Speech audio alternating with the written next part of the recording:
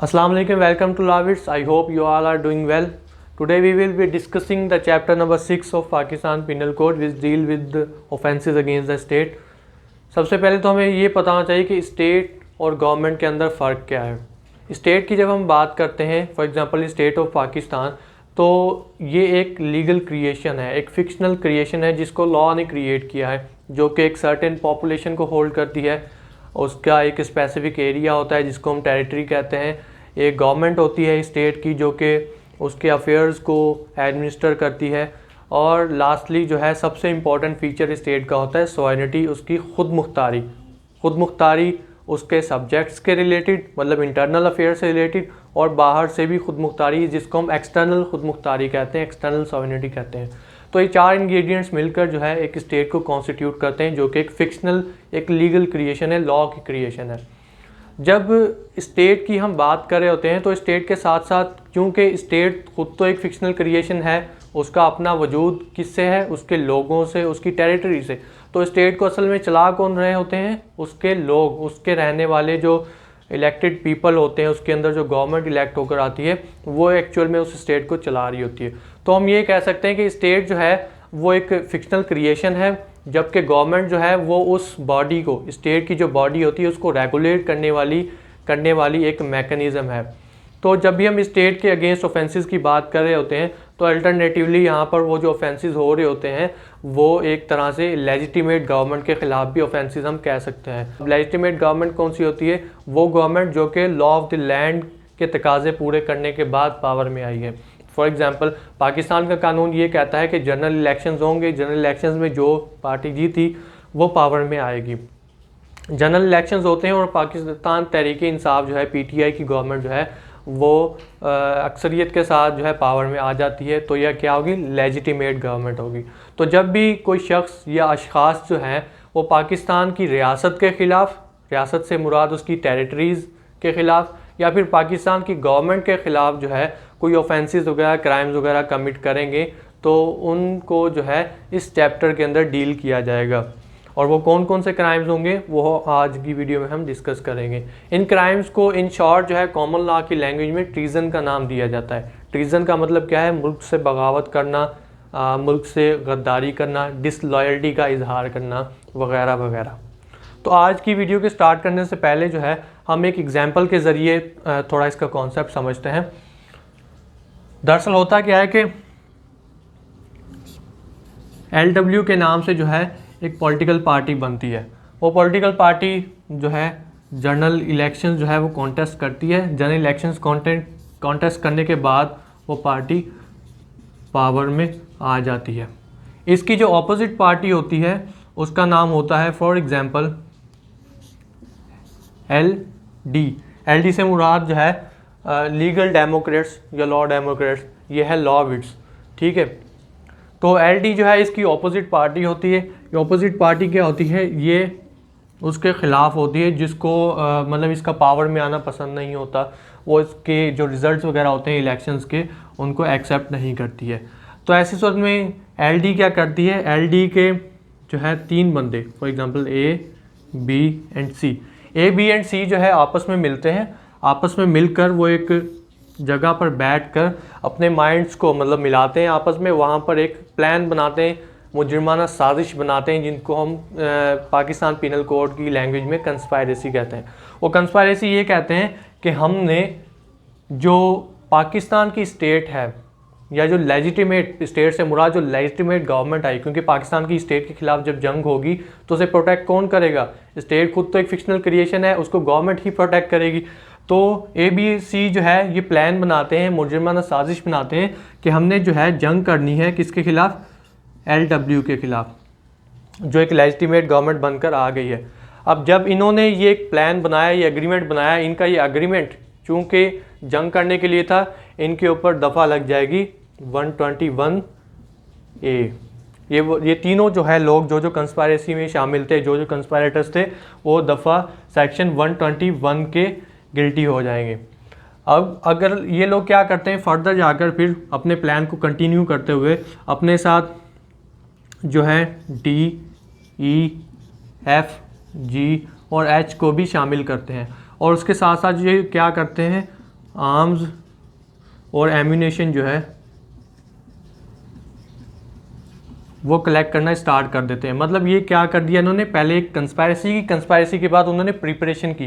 Preparation के लिए पहले उन्होंने बंदे इकट्ठा किए, दे कलेक्टेड द मैन, और उसके साथ साथ इन्होंने क्या किया, प्रिपरेशन में आर्म्स, हथियार वगैरह, असला वगैरह उन्होंने इकट्ठा करना शुरू कर दिया, जो कि उन्हें जंग में मदद देगा।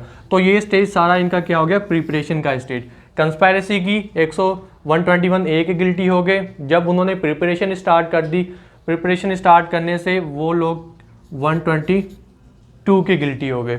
अब यहाँ पर होता क्या है कि इनके प्लान का जो है, इनका जो प्लान बनाया जाता है वो जगह दरअसल होती है, फॉर एग्जांपल हमारे पास GHI की जगह होती है। आई की जगह के ऊपर वो प्लान बनाया जाता है। इनके प्लान बनाने के बाद आई क्या करता है, वहाँ पर जो एविडेंसेस वगैरह होते हैं उनको वो कंसील कर देता है, छुपा देता है, किसी तरीके से मिटा देता है। ठीक है, यहाँ पर आई ये करता है। और उसके अलावा जो है एक और बंदा यहाँ पर हमारे पास आ जाता है, जे, इसका नाम होता है जे, जो कि एक ASI होता है पुलिस में।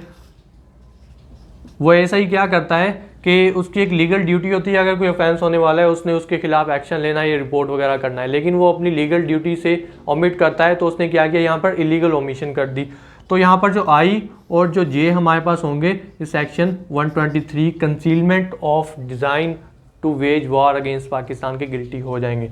फिर क्या होता है कि फाइनल जब इनकी सारी तैयारी हो जाती है तो ये सारे ABCDEFGH जो है ये सारे बंदे क्या करते हैं, ये LW के ख़िलाफ़ या पाकिस्तान की स्टेट के ख़िलाफ़ जो है जंग शुरू कर देते हैं। ये एक रेबेलियन ग्रुप बना, इंसर्जेंट्स बन गए। इंसर्जेंट बनने के बाद इन्होंने किया कि पाकिस्तान की स्टेट के खिलाफ जंग का ऐलान कर दिया, और ये पहुंच जाते हैं जाकर इस्लामाबाद, असम्बलीज़ को जो है, या फिर पाकिस्तान की जो फोर्सेस वगैरह होती हैं, लॉ इन्फोर्समेंट फोर्सेस, उनके खिलाफ ये एट्रोसिटीज़ वगैरह, कैजुअलिटीज़ वगैरह करना स्टार्ट कर देते हैं। मतलब बाकायदा उन्होंने जंग का स्टार्ट कर दिया।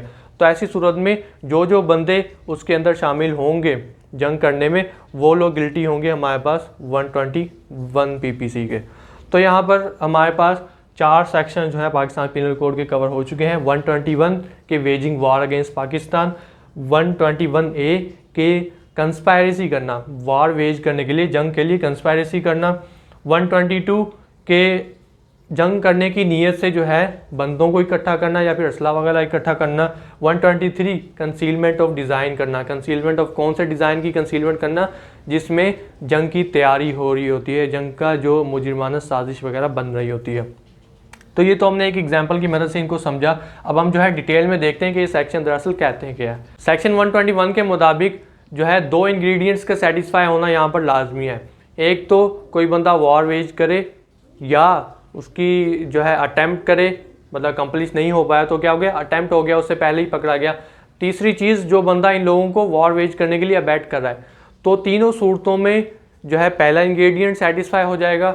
सेकंड इंग्रेडिएंट ये है कि जो वॉर वेज हो रही थी या फिर उसकी जो अटैम्प्ट की गई थी या फिर वॉर वेज करने के लिए जो अबैटमेंट की गई थी, आनत की गई थी, वो जो है गवर्नमेंट ऑफ पाकिस्तान के खिलाफ थी, स्टेट ऑफ पाकिस्तान के खिलाफ थी। इन 2 इंग्रेडिएंट्स का मौजूद होना लाजमी है। अगर ये दोनों इंग्रेडिएंट्स जो है सेटिस्फाई हो जाते हैं तो जो जो बंदे उस वॉर वेज करने के अंदर शामिल थे, वो जिन्होंने इसको अबैट किया वो, या फिर जिन्होंने अटैम्प्ट किया वो सक्सेसफुल नहीं हो पाए, वो ये तीनों जो है एक सेम लीगल पोजीशन पर स्टैंड करेंगे और इनके ऊपर चार्जेस लगेंगे सेक्शन 121 के।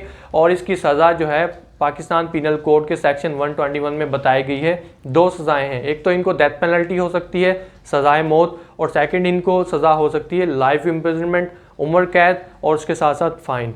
फिर उसके बाद हमारे पास सेक्शन 121A है जो कि कंस्पायरेसी को डील कर रहा है। जैसे कि अभी हमने डिस्कस किया कि A, B और C आपस में क्या करते हैं, कंस्पायरेसी करते हैं, अग्रीमेंट करते हैं। तो यहाँ पर भी जो है इंग्रेडिएंट्स हमारे पास क्या होना चाहिए कि A, B और C के दरमियान में अग्रीमेंट था, और अग्रीमेंट जो है वो इस चीज़ का था कि उन्होंने पाकिस्तान की स्टेट के खिलाफ वॉर वेज करनी है। लेकिन सेक्शन 121A जो है इसका थोड़ा कॉन्सेप्ट इन्होंने थोड़ा इलेबोरेट रखा हुआ है। वो किस तरीके से, यहाँ पर 3 चीज़ें इंक्लूड की गई हैं। एक तो ये कि जो कंस्पायरेसी थी वो सेक्शन 121 के अंदर जो ऑफेंसेस हैं उनकी होगी। 121 में ऑफेंसेस कौन से थे कि वॉर वेज करना, जंग करना पाकिस्तान के खिलाफ, या फिर जंग के अटैम्प्ट करना अगर सक्सेसफुल नहीं हो पाए, या फिर उसकी आनत वगैरह करना, अबैटमेंट करना। तो एक तो जो है 121 के मुताबिक कंस्पायरेसी वो हो जो कि ऑफेंसेस 121 के अंदर डिफाइंड है। सेकंड यहाँ पर चीज़ ये बताई गई है पाकिस्तान की सारी टेरिटरी या टेरिटरी के कुछ हिस्से को जो है डिप्राइव किया जाए, इस चीज़ की कंस्पायरेसी होना। थर्ड चीज़ यहाँ पर यह है कि पाकिस्तान की फेडरल या फिर किसी प्रोविंशियल गवर्नमेंट को ओवरएव करना मतलब उसके ऊपर असरअंदाज हो जाना, उस गवर्नमेंट को ज़ेर कर देना। इन तीनों सूरतों में अगर कंस्पायरेसी होती है तो उन लोगों को सेक्शन 121 का गिल्टी करार दिया जाएगा और इसकी सज़ा क्या होगी, हमारे पास लाइफ इम्प्रिजनमेंट हो सकती है, उम्र कैद, या फिर दूसरी सूरत में किसी भी ईदर डिस्क्रिप्शन की जो इम्प्रिजनमेंट जो कि एक्सटेंड कर सकती है 10 साल तक और उसके साथ साथ फाइन। ईदर डिस्क्रिप्शन से मुराद क्या होगा कि वो सज़ा सिंपल इम्प्रिजनमेंट भी हो सकती है या कैद बामुशक्कत भी हो सकती है, उसकी डिस्क्रिप्शन कोई भी हो सकती है, लाइफ इम्प्रिजनमेंट और उसके साथ साथ जो है किसी भी डिस्क्रिप्शन की इम्प्रिजनमेंट जो कि एक्सटेंड कर सकती है 10 साल तक और उसके साथ साथ फाइन। फिर उसके बाद जो है हमारे पास आ जाता है सेक्शन 121 कि वो लोग जो कि प्रिपरेशन करते हैं, प्रिपरेशन करते हुए इन्होंने क्या किया कि बंदे इकट्ठे करते हैं प्रिपरेशन में, या फिर जो है वो आर्म्स वगैरह एम्यूनिशंस वगैरह कलेक्ट करते हैं और उस प्रिपरेशन का ऑब्जेक्ट ये हो, मकसद ये हो, इंटेंशन उन लोगों की ये हो कि उन्होंने पाकिस्तान की गवर्नमेंट या स्टेट के खिलाफ जंग करनी है। तो ऐसी सूरत में सिर्फ वो प्रिपरेशन करना भी एक क्राइम है। सबसे पहला इंग्रेडिएंट हमारे पास ये होगा कि उन्होंने जो है अशखास ने बंदे इकट्ठे किए या फिर आर्म्स एंड एम्यूनिशन इकट्ठी की, मतलब प्रिपरेशन करना स्टार्ट की, और प्रिपरेशन की इंटेंशन ये थी कि उन्होंने पाकिस्तान या पाकिस्तान की गवर्नमेंट के खिलाफ जो है वो जंग करनी है। तो इसकी सज़ा हमारे पास होगी उम्र कैद, लाइफ इम्प्रिजनमेंट, या फिर जो है किसी भी डिस्क्रिप्शन की इम्प्रिजनमेंट जो कि एक्सटेंड कर सकती है 10 साल तक और उसके साथ साथ फाइन। फिर हमारे पास आ जाता है सेक्शन 123, वो लोग जिन्हें इस कंस्पायरेसी का या फिर इस सारे प्लान वगैरह का, या फिर उन्हें पता था कि ये ऑफेंस होने जा रहा है लेकिन वो इस डिज़ाइन को कंसील करते हैं। पहली यहाँ पर इंग्रेडिएंट ये है कि वहाँ पर डिज़ाइन का किसी प्लान का जो है मौजूद होना, एग्जिस्ट होना लाजमी है। सेकंड चीज़ ये कि उन लोगों ने क्या किया है कि उस प्लान को कंसील किया है। कंसील किन तरीके से हो सकता है, या एक्ट से हो सकता है या लीगल ओमिशन से। जैसे कि हमने यहाँ पर डिस्कस किया था कि अगर आई जो है उसकी जगह पर प्लान बनाया गया, उसने जो है वहाँ से एविडेंसेस वगैरह मिटा दिए, ठीक है, इसने क्या किया, एक्ट किया। इलीगल ओमिशन किसने की, पुलिस ऑफिसर ने। पुलिस ऑफिसर के ऊपर लीगल ड्यूटी थी कि उसने जराइम को रोकना है, लेकिन उसके बावजूद उसने अपनी ड्यूटी से ओमिट किया, इलीगल ओमिशन कर दी। तो ऐसी सूरत में एक्ट से या इलीगल ओमिशन से कोई बंदा जो है डिज़ाइन को कंसील करे तो सेकंड इंग्रेडिएंट सेटिस्फाई हो जाएगा। तीसरा इंग्रेडिएंट हमारे पास ये होगा कि उस कंसीलमेंट का पर्पज़ ये हो, ऑब्जेक्ट ये हो कि उन्होंने जंग जो पाकिस्तान के ख़िलाफ़ होने जा रही है उसको फैसिलिटेट करना है, उसको एड करना है, असिस्ट करना है किसी तरीके से। तो अगर कोई बंदा जो है ये जो है क्राइम कमिट करता है सेक्शन 123 वाला, तो उसको किसी भी डिस्क्रिप्शन की सज़ा दी जा सकती है, कैद दी जा सकती है जो कि एक्सटेंड कर सकती है 10 साल तक और उसके साथ साथ फाइन। तो यहाँ पर हमारे जो है ये सेक्शंस कवर हो गए। अब हम चलते हैं आगे सेक्शन 123A एंड B, जिनको एक अमेंडमेंट के तहत जो है इंसर्ट किया गया है। हमारे कॉन्स्टिट्यूशन के अंदर जो है हमें फ्रीडम ऑफ स्पीच और एक्सप्रेशन के राइट जो हैं वो फंडामेंटली गारंटी किए गए हैं, लेकिन ये राइट्स जो हैं जब स्टेट के ऊपर बात आती है तब इन राइट्स को लिमिट भी किया जाता है। तो मतलब जब स्टेट की सिक्योरिटी की बात आएगी, जब स्टेट की डिग्निटी की बात आएगी, तो हमारे राइट्स, फंडामेंटल राइट्स को लिमिट भी किया जा सकता है कवानीन के ज़रिए। तो बिल्कुल जो है सेक्शन 123A उस चीज़ की एक एग्जांपल है। आर्टिकल 8 तो हमारा ये कहता है कि कोई भी ऐसा कवानीन जो है मौजूद नहीं होंगे जो कि हमारे फंडामेंटल राइट्स के डेरोगेटरी होंगे, लेकिन उसके बावजूद जो है अगर बात पाकिस्तान की सिक्योरिटी पर आ जाएगी, अगर बात पाकिस्तान की डिग्निटी, पाकिस्तान की अजमत पर आएगी, तो इस चीज़ को बर्दाश्त नहीं किया जाएगा। इसी चीज़ को मद्देनज़र रखते हुए सेक्शन 123A को जो है इंसर्ट किया गया। इस सेक्शन में दो दरअसल बातें की गई हैं। पहली बात तो ये कि कंडमनेशन करना क्रिएशन ऑफ स्टेट, मतलब पाकिस्तान की स्टेट की जो इस्टेब्लिशमेंट हुई है पार्टीशन के ज़रिए, उसके ख़िलाफ़ कोई बंदा जो है एब्यूज़ वगैरह करता है या फिर कोई डेरोगेटरी रिमार्क्स वगैरह देता है, एक चीज़ ये। सेकंड चीज़ इसी सेक्शन में बताई गई है कि पाकिस्तान की जो सॉवरेनिटी है, पाकिस्तान की हदूद की जो खुद मुख्तारी है, उनको जो है एबॉलिश करने के लिए कोई बंदा अगर एडवोकेसी करता है, कोई बंदा अगर उसके रिगार्डिंग कोई स्टेप्स वगैरह लेता है, ये कहता है कि पाकिस्तान के इस इलाके को अलग कर देना चाहिए वगैरह वगैरह, तो ये दो एस्पेक्ट्स को ये सेक्शन कवर कर रहा है। पहले तो ये बात की जा रही है कि अगर कोई बंदा अपने अल्फाज के ज़रिए, वो अल्फाज स्पोकन हो या रिटन हो, या फिर किसी जेस्चर वगैरह के ज़रिए, जेस्चर मतलब किसी इशारे के ज़रिए या फिर विजिबल रिप्रेजेंटेशन के ज़रिए, विजिबल रिप्रेजेंटेशन कहते हैं कोई वीडियोग्राफी जो हमारी होती है उसके ज़रिए अगर कोई बंदा क्या करता है, पाकिस्तान की स्टेट के ख़िलाफ़ एब्यूज़िव लैंग्वेज इस्तेमाल करता है, गलत गालम गलोच वाली या गलत जो है नाजेबा अल्फाज इस्तेमाल करता है, या फिर पाकिस्तान की क्रिएशन को कंडेम करता है, मजम्मत करता है कि पाकिस्तान की स्टेट बनाई गई, इसके ऊपर वो मजम्मती जो है अल्फाज वगैरह गलत अल्फाज इस्तेमाल करता है। और इस इस्तेमाल से, इन वर्ड्स को यूज़ करके उसकी इंटेंशन ये होती है कि वो किसी whole of the population of Pakistan या फिर किसी स्पेसिफिक ग्रुप को जो है इंसाइट कर सके, वो उन लोगों के ऊपर इन्फ्लुएंस हो चुके और उसके एक्ट जो हैं वो पाकिस्तान की साख्त के ख़िलाफ़ हों, पाकिस्तान की आइडियोलॉजी के ख़िलाफ़ हों, पाकिस्तान की जो हमारी टेरिटरीज़ होती हैं उनके प्रेजुडाइज हों, बायस हों, तो ऐसी सूरत में वो बंदा condemnation of creation of state का गिल्टी होगा। अगर एक बंदा जो है ये कहता है कि पाकिस्तान की किसी स्पेसिफिक टेरिटरी या पाकिस्तान की पूरी टेरिटरी को जो है वो अबॉलिश कर देना चाहिए और इसको जो है किसी दूसरी स्टेट के साथ मिला देना चाहिए या अलग रियासत बना देना चाहिए, तो वो क्या कर रहा है, एडवोकेसी कर रहा है एबोलिशन ऑफ सॉवरेनिटी।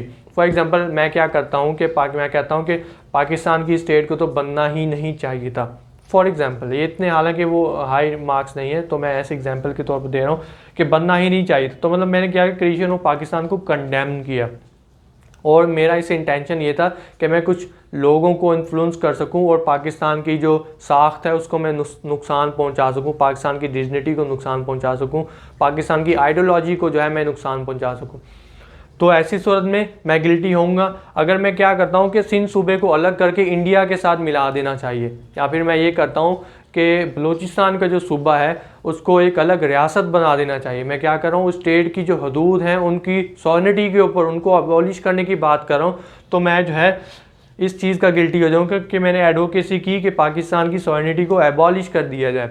तो इन दोनों सूरतों में जो है मैं सेक्शन 123A का गिल्टी हो जाऊंगा। अगर कोई बंदा इन ऑफेंसेस को कमिट करता है तो उसके लिए हमारे पास सज़ा दी गई है रिगरस इम्प्रिजनमेंट, जो कि एक्सटेंड कर सकती है 10 साल तक, और उसके साथ साथ फाइन। रिगरस इम्प्रिजनमेंट से मुराद कैद बामुशक्कत।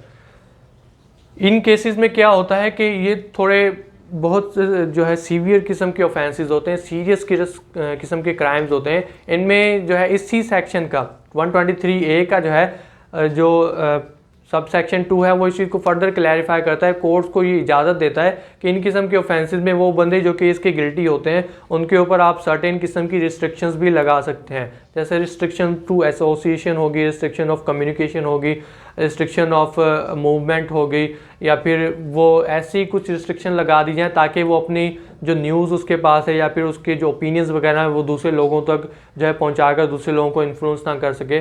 तो ये चीज़ जो है फर्दर इसका सबसेक्शन 2 हमें क्लियर करता है। और इसी का सबसेक्शन 3 हमें कहता है कि कोर्ट में जो है एक तो ट्रायल कोर्ट आ जाएगी, उसके साथ साथ कोर्ट ऑफ अपील और कोर्ट ऑफ रिवीजन भी इसके अंदर इंक्लूड हो जाएगी। फिर उसके बाद हमारे पास है सेक्शन 123B। पाकिस्तान की स्टेट के साथ साथ जो है पाकिस्तान की स्टेट की जो पहचान है, जो हमारा झंडा है, उसको भी प्रोटेक्ट किया गया है ताकि कोई बंदा जो है इसकी बेहुरमती भी ना करे। तो इस सेक्शन के मुताबिक अगर कोई शख्स जो है पाकिस्तान के झंडे की बेहुरमती करता है, बेहुरमती कैसे, जैसे कि मैंने बताया कि उसको मैला कुचैला करके उसको फाड़ वगैरह कर या फिर किसी भी तरीके से उसकी बेहुरमती करता है या फिर उसको जलाता है, झंडे को जलाना भी वो ऑफेंस है जो कि सेक्शन 123B के अंदर आपने अक्सर देखा हो कि पाकिस्तान में इंडिया के झंडे या फिर पाकिस्तान के झंडे जला दिए जाते हैं, तो ये किस्म का ऑफेंस है। इवन अगर पाकिस्तान का झंडा इंडिया में भी जलाया गया है तो उसके ऊपर भी ये ऑफेंस जो है लग सकता है। और रिसेंटली ये हुआ था पुलवामा अटैक के बाद, जब पाकिस्तान के झंडे को इंडिया में जलाया गया था तो वहाँ पर कुछ लोगों को अरेस्ट भी किया गया था, उनके खिलाफ केसेस रजिस्टर हुए थे। इसी तरीके से अगर पाकिस्तान में भी कोई बंदा किसी दूसरे कंट्री का, वो कंट्री जो कि पाकिस्तान के साथ अलाए हैं, पाकिस्तान के दोस्त ममालिक हैं, उनके अगर झंडों को जो है बेहुरमती करते हैं तो उनके खिलाफ भी कार्रवाई हो सकती है। वो हम अगले सेक्शन में हम जाकर पढ़ेंगे। तो अगर कोई बंदा पाकिस्तान के झंडे को डिफाइल करता है, बेहुरमती करता है या उसको जलाता वगैरह है, या फिर गवर्नमेंट की कोई प्रेमिसेस है, गवर्नमेंट की बिल्डिंग, गवर्नमेंट की व्हीकल से जो है इस झंडे को उतारता है बगैर परमिशन के, इवन इस झंडे को उतारना भी एक ऑफेंस है। और इस ऑफेंस के लिए सज़ा कितनी है हमारे पास, 3 साल की कैद हो सकती है उसके साथ 3 साल की कैद या फिर फ़ाइन हो सकता है, या फिर दोनों जो है सज़ाएँ एक बंदे को मिल सकती हैं। इस ऑफेंस के बारे में आपने जो है रिसेंटली देखा होगा कि जो पश्तून तहफ़्फ़ुज़ मूवमेंट है, PTM के 2 MNAs अली वज़ीर और मोहसिन दावर और जो दूसरे मेंबर्स और लीडर्स वगैरह के ख़िलाफ़ जो है एक FIR लॉन्च की गई थी सवाबी में। वहाँ पर उनके खिलाफ़ ये एलिगेशंस थे। दूसरे एलिगेशंस में एक ये एलिगेशन था कि उन्होंने पाकिस्तान के झंडे को फाड़ा है, जिसकी वजह से उनके ऊपर सेक्शन 123B के जो है वो चार्जेस लगाए गए थे। लेकिन बाद में जो है पेशावर हाई कोर्ट ने उनकी FIR को क्रैश कर दिया था। तो इन किस्म के जो ऑफेंसेस होते हैं जिसमें बेरुमती की जाती है या फिर बग़ैर परमिशन के झंडों को रिमूव किया जाता है या फिर जलाया वगैरह जाता है, तो अगर वो झंडा पाकिस्तान का होगा तो ऐसी सूरत में सेक्शन 123B के मुताबिक जो है उस बंदे को प्रोसिक्यूट किया जाएगा। तो ये थी हमारी आज की वीडियो, जिसमें हमने वेज वॉर क्या होती है, उसकी कंस्पायरेसी अगर की जाती है, कंस्पायरेसी की अगर जो है जंग करने के लिए अगर तैयारी की जाती है तो ऐसी सूरत में, या फिर जो है अगर कोई बंदा इनकी कंसीलमेंट करता है ऐसी सूरत में लोगों को क्या क्या सज़ाएं दी जाएंगी। और उसके बाद जो है हमने ये देखा कि पाकिस्तान के ख़िलाफ़ अगर कोई बातें करता है, पाकिस्तान की क्रिएशन के ख़िलाफ़ या उसकी टेरिटरी को अबॉलिश करने के लिए, टेरिटोरियल सॉवरेनिटी को अबॉलिश करने के लिए अगर कोई बंदा कोई अल्फाज वगैरह इस्तेमाल करता है, डेरोगेटरी रिमार्क्स इस्तेमाल करता है, उनको क्या सज़ाएँ दी जाएंगी। और उसके अलावा अगर कोई बंदा जो है पाकिस्तान के झंडे की बेहुरमती करता है या फिर उसको बग़ैर इजाज़त के जो है किसी सरकारी गाड़ी या सरकारी प्रेमिसेस वगैरह से उसको रिमूव करता है, तो ऐसी सूरत में उसे क्या सज़ा दी जाएगी। तो ये थी हमारी आज की वीडियो। इंशाल्लाह आपसे मुलाकात होगी अपनी नेक्स्ट वीडियो में। तब तक के लिए अपना ख्याल रखिएगा। अल्लाह हाफिज़।